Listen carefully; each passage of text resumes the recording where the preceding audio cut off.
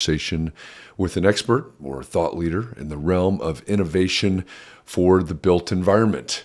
My name is Jeff Echols. I'm a senior advisor and the head of marketing for Shadow Partners, and this is an encore presentation of my conversation with Lucas Manos. He is the IT director of operations at the Ryan Companies, and we talk about emerging tech for job sites. Enjoy this conversation. I'll see you back here tomorrow for another episode of Shadow Shorts. Hey, welcome back to Shadow Shorts. If we've never met before, my name is Jeff Echols. I am a senior advisor and the head of marketing at Shadow Partners. And every weekday, I bring to you one short conversation with an expert or a thought leader around the realm of innovation for the built environment. And today is no different. I am joined today by Lucas Manos. He is the IT director of operations for Ryan Companies. He's based up in Minneapolis, and there's a lot of transition going on in his role and in his company, so I thought it would be really, really interesting to talk about emerging technologies. Maybe we get into where those come from, but also how they're applied, and maybe specifically about job sites um, and the work that Ryan Companies is doing. But we may just stay in the office and have a conversation about emerging tech throughout the organization. We'll see where the conversation goes. But Lucas, thank you for joining me today. I'm glad that you're here. Thanks for having me, Jeff. Absolutely. It's really exciting because I know in this world that there's a lot out there. There's a lot of technology out there. There are people that go, "Oh, look at this! This is really cool. We could use this." And then there are people that are holding the purse strings, so to speak, and there are people that are looking at efficiencies and hmm ROI and operations. And I know your role kind of spans or has spanned and Yeah. continues to span all of that. So, um, in your world when you're thinking about emerging technologies, and maybe this is a conversation about the evolution of it for hmm you specifically, but what are you looking for, and then what metrics are you using to sort of measure it? Is this something we can do or something that we can't do? Yeah, I mean that's a great question. We get asked a lot by a lot of our different teams of have we heard of this new technology? Have we tried this? Are we interested in piloting the different technologies? And what we try, at least at Ryan, to kind of rally behind is what are the needs, the specific needs of our team members? Let's put all the technology on the shelf. Let's put all of the names of the apps, let's put everything aside and let's work with them of what are their core problems? Like what are the real things that they need tools to accomplish for them or assist them with? Let's start there. Um, and then we kind of like work from that into okay, what is out there in the market that solves those specific needs? We find it so much easier to approach things in that manner rather than uh, introducing yet more tools to our project teams of, oh, have you heard of this? You should use this. This is going to make you better. When in reality, they may not want another tool. And if you talk to the teams long enough, they'll tell you about the tech fatigue that is real on our job sites. That there's so many apps and so many sign-ins and so many different tools to do different things that it's overwhelming. And at some point, we reach the breaking point. I would say we're pretty close to that currently in the industry. Yeah, that makes total sense to me. But I don't think it matters if you're in the A, the E, or the C portion, or the real estate portion of this whole built environment world. Um, there are an awful lot of people. I mean, let's be honest. It's the deliverables are driving it, right? Whether hmm that's the construction docs or the turning the building over, wherever you are in that timeline. And there are an awful lot of people that their main concern is getting to the deadline, getting to this goal. And if I come in, or if you come in and say, "Hey, let's add this layer, let's add that layer," that can be seen, I think, especially in the outset, as an obstacle, maybe as hmm friction. So that what you're saying makes total sense to me. So when you're looking at, once you get beyond the needs, then um, what's your process of evaluating and then pulling the trigger and implementing something? Yeah, I mean, we have a pretty, I would say, refined pilot process of how we like engage with these solutions. It's identified as a need. Our kind of emerging tech pilot process, we really spend a lot of energy focusing on KPIs and ROIs. And I know ROIs get a bad rap in the industry, in the emerging technology space, in the innovation space, because the sentiment is always, well, good luck measuring, a problem Right. that you don't have. And I kind of use that as a little bit of a jumping off point and a challenge for innovation teams is, that's the job of the innovation team, is to put measurements and framework around why is this important? What are the tangible things that this technology or this solution is doing for teams? And if you can't point to specific numbers and quantifying engagements, or having a goal in tracking against that goal, then I would argue maybe that solution is not the best fit for you or your company. Because if you can't quantify or have any sort of tangible result of what it's doing for you. Yeah. Yeah. Well, and you said, I mean, it's a problem that you don't have, but that's where you're starting, right? You're Hmm. identifying the problems, you're identifying the needs. So, um, yeah, I think that's a really good lesson learned when we're looking at, and this is one of the things that I do. I teach a per practice class and I run it like an incubator.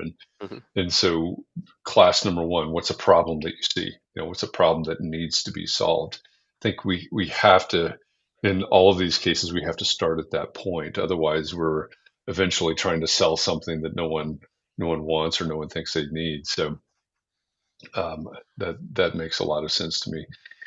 What are some of your is maybe as you look back over the past handful of years, what are some of the your favorite advancements that you've seen and been able to implement? I mean, there's a lot of them. I would say, in construction, and especially in construction tech, or even all AC. Most new technologies are not as disruptive as they're made out to be.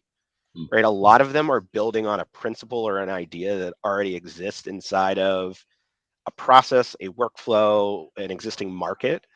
It's just a new, modernized practice of it. So, I had a conversation earlier today about integrating data silos to do, automated schedule actualization.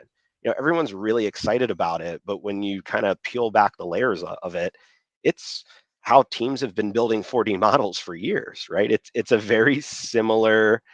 This is a piece of data, and I want to associate it with a piece of geometry. And now we're looking at, instead of it being a piece of geometry that we're integrating with other data sets and other registries. So I'm really excited to kind of track that evolution within our space and bring more people into these ideas. You can kind of look at any, I would say, emerging tech right now in the AEC space and track its roots back to where it came from. And in that exercise of doing it, you'll also find a lot of the stumbling blocks that have Mhm. prevented it from gaining the widespread adoption. So as you're working in this new paradigm of this new tool and this new workflow that everyone's excited about, it's important to know why it didn't happen the first time, or the time before it, or the time before that. And if you don't, you kind of get yourself stuck in that loop of, well, yeah, it might be great, but why didn't it work? And you're going to kind of run headfirst back into that. So we try to keep that in perspective as we deploy solutions of, this is not maybe as new as it's made out to be. Let's look at Yeah. why it didn't work the first time inside of our organization. Oh, I think that's a great process. It's super interesting. One of the favorite books that I've read over the last couple of years, I think I read this maybe in 2021, was Where Do Good Ideas Come From? Stephen Johnson, I think, is the author. And he's when you as you started out that last comment, it reminded me of that because he says in the book that most of the things that we see as these big, groundbreaking, earth-changing, whatever innovations are not that at all, right? They're iterations on small iterations on something that's been boiling for a while. Um, so that tracks directly with that. And I love that process of going back and asking that question, why didn't it work? Because again, I think you're right. I think there are a lot of teams that are driving to maybe something different than the actual solution that we're looking for. You know, maybe it is an ROI or something like that. As you look forward now, so we're what are we? July, middle of July, Hmm. pretty much middle of the year right now. 2023. As you look forward to the end of the year, maybe into 2024, what are you most excited about? Well, I mean, all kind of different things. Specifically like that, as we kind of alluded to, my role specifically transitioning from the shiny new what's out there and emerging to kind of looking internal of how can we make our team members 5, 10 more% more efficient Mhm. in our own processes and the own things we ask people to do. I'm kind of energized looking towards the end of the year of what's the experience like for our team members and our customers and our clients, and can we make it truly unique and special and different rather than construction is not a I would say the whole AEC space is not an industry known for everything always coming together in a seamless manner. I look at can technology, especially now when we talk about large language models and natural language processing and all these new tools. Yes, they are new, and I know I just said that nothing is technically a new idea.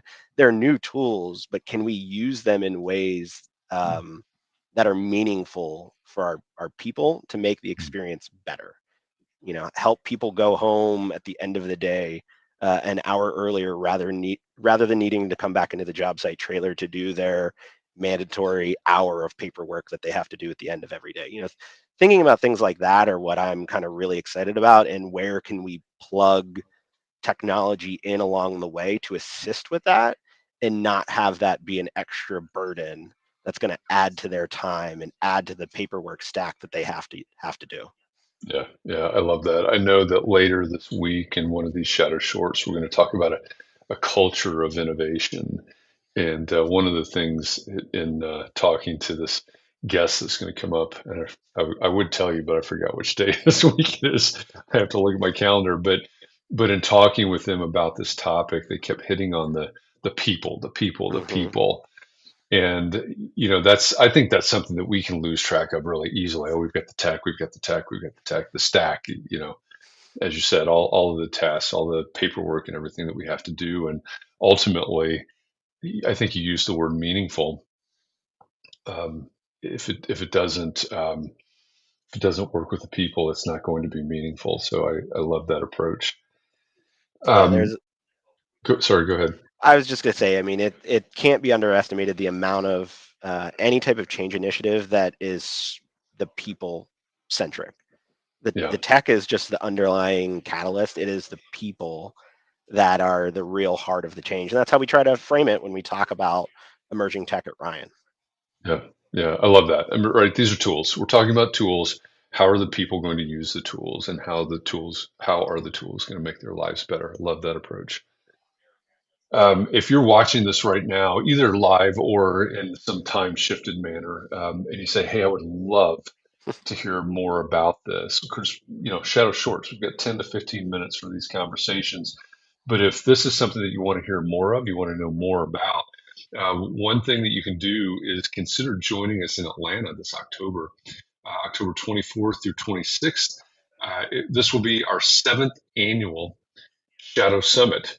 It's our own highly curated, purposefully intimate conference, again in Atlanta, in the Georgia Tech campus this year, October 24th through 26th. We're going to be covering topics just like this emerging tech and bringing emerging tech into operations. This conversation I'm having with Lucas right now. We're going to talk about generative AI. We're going to talk about housing. We're going to talk about all kinds of things. KP Reddy, the CEO of Shadow Partners, has described Shadow Summit 2023 as a Cliffs Notes version of what's happened in innovation for the built environment in 2023, and then a preview of what you need to pay attention to, what you need to know about, what you need to budget for in terms of innovation for 2024. And these types of conversations, the people, the emerging tech, those are the things you need to be paying attention to. So consider doing that. Consider joining us. If you want to know more about what's going on in Lucas's world, go to ryancompanies.com. URL is in the bottom left of your screen right now, ryancompanies.com. I know their marketing team produces a great blog where you can learn more. You can connect with Lucas on LinkedIn.